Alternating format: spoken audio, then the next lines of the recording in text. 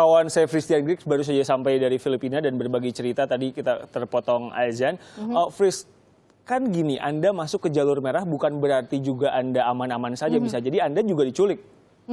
Gimana untuk membentengi itu semua, melindungi diri? Kalau harus menunggu itu aman atau tidak aman, itu keputusan yang akan sangat lama dan pada akhirnya tidak akan memutuskan untuk ke Sulu. Saat itu kami mendapatkan informasi kenapa saya memaksa betul kepada polisi Filipina untuk bisa diantarkan ke Patikul, karena waktu itu kami mendapatkan informasi memang sedang berada di situ 10 warga negara kita. Betul. Saya memaksa ke situ, tapi akhirnya kemudian diantarkan ke perbatasan itu Barangay Letik.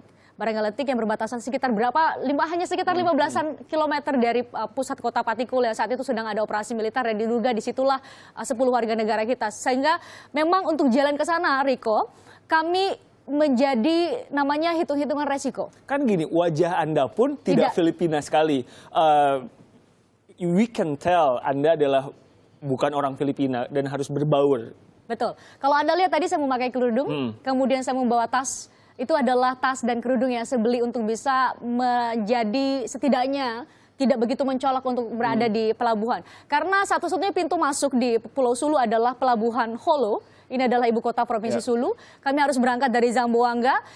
Di pelabuhan Zamboanga pun, Riko, kelompok Abu Sayyaf jangan digambarkan mereka memakai seragam, atau Anda bisa mengidentifikasi mereka secara langsung dari fisik begitu, secara fisik, penampilan fisik. Tapi mereka adalah orang yang berbaur. Kalau Anda lihat mereka selalu memakai penutup muka, jadi bisa jadi mereka adalah orang yang berpapasan dengan Anda, bisa jadi mereka adalah yang menjaga pelabuhan, sehingga informasi kami datang pun sebenarnya ketika 8 jam menggunakan kapal feri, saya dari Zamboanga 8 jam menggunakan kapal feri, tujuan utama saya adalah yang pertama saya harus menyelamatkan diri ke kantor polisi terdekat. Dan polisi juga sempat berpesan, tadi kita ngobrol di belakang layar, sempat ada jurnalis yang diculik juga. Betul, kan? ada ABS-CBN. Itu adalah televisi nasional di Filipina yang ditawarkan untuk wawancara sebenarnya secara eksklusif dengan salah satu pentolan Abu Sayyaf. Namun kemudian mereka dibawa masuk ke pegunungan, ke hutan, dan diberi telepon, ayo silakan telepon perusahaan Anda bahwa Anda sudah diculik. Itu kenapa diingatkan oleh polisi kepada kami, saya dimarahi betul oleh polisi di Sulu, kenapa berani ke sana, tapi kemudian saya berikan pengertian bahwa saya mendengar bahwa ada 14 warga negara kami ada di Sulu, saya hanya ingin memberikan gambar kepada keluarga, 14 keluarga warga negara kita yang saat itu tengah berada disandra oleh kelompok Abu Sayyaf, bahwa seperti inilah Sulu. Jadi saya bilang ini merupakan dampak dari kesenjangan sosial. Kita harus melihat ini dari perspektif lain, Riko. Begitu wajah kumuh Sulu begitu terlihat ketika Anda tiba di pelabuhan Sulu. Bau pantai yang menyengat, kehidupan yang begitu sederhana. Anda jangan berpikir bahwa Anda akan bisa menemukan atau berpapasan dengan mobil-mobil keluaran terbaru. Hanya ada bajai, hanya ada apa ya namanya di sini, semacam angkot, itu pun tuk-tuk, betul, semacam itu.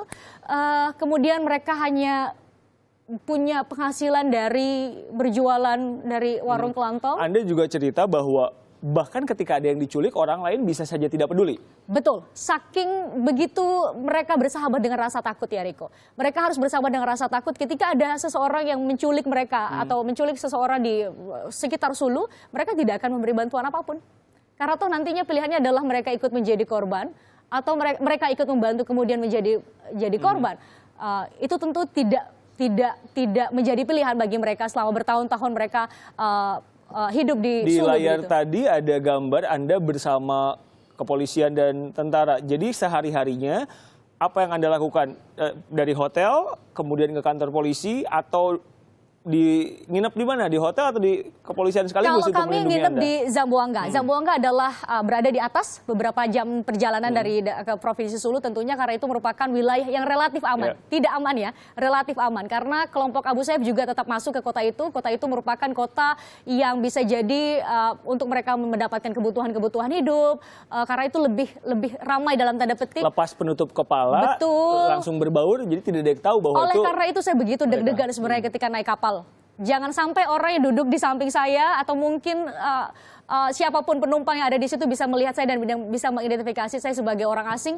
Dan ketika sampai di pelabuhan di Holo, pintu masuk di Sulu, kami diculik. Itu segala kemungkinan. Kalau Dimas, kameramennya, kalau Dimas kan wajahnya juga sama orang Filipina kan jauh berbeda. Tidak jauh berbeda, tapi kalau Fristian ini amat berbeda. Apa pesan dan wanti-wanti dari kepolisian waktu itu yang amat bawel kepada Anda? saya sudah memakai kerudung ketika itu untuk bisa berbaur. Mereka mengatakan polisi setingkat apa ya? Kapolsek, kepala polisi sektor begitu di dekat pelabuhan mengatakan, kamu kenapa berani ke Sulu? Kamu tahu, you look like $1 million, dia bilang begitu. Karena orang ketika Abu Sayyaf melihat bahwa mereka berbeda, warna kulit dan sebagainya, yang potensial untuk menjadi korban mereka, ya mereka akan lakukan itu. Dan kita tidak bisa mengatakan bahwa pola mereka hanya sekedar membajak kapal dan kemudian menyandra beberapa ABK dan kemudian membawa ke Sulu. Tapi mereka juga kita bisa belajar dari John Risdale, kemudian Robert Hall. Mereka sedang liburan di Davao, di Pulau Samal. Mereka yang kemudian menjadi sandera bulan September tahun 2015 lalu. Jadi target mereka pun adalah orang Filipina yang berada. Karena target mereka adalah untuk meminta tebusan. Betul. Tebusan dan kemudian mereka menyasar orang-orang kaya.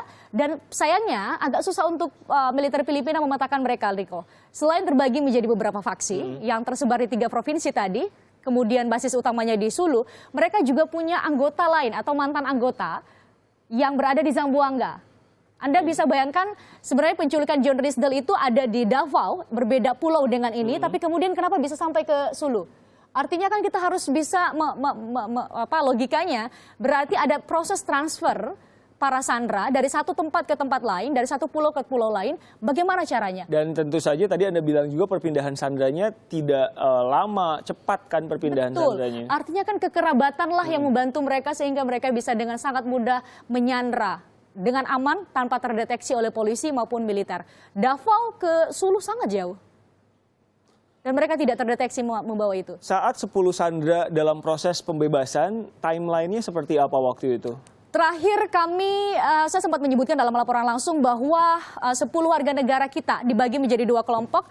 4 warga negara kita diduga berada di Kalingalan, Kaluang. Kemudian di sini ada Abu Langsi. Disinilah sebenarnya Abu Langsi, di atas Panamau ini.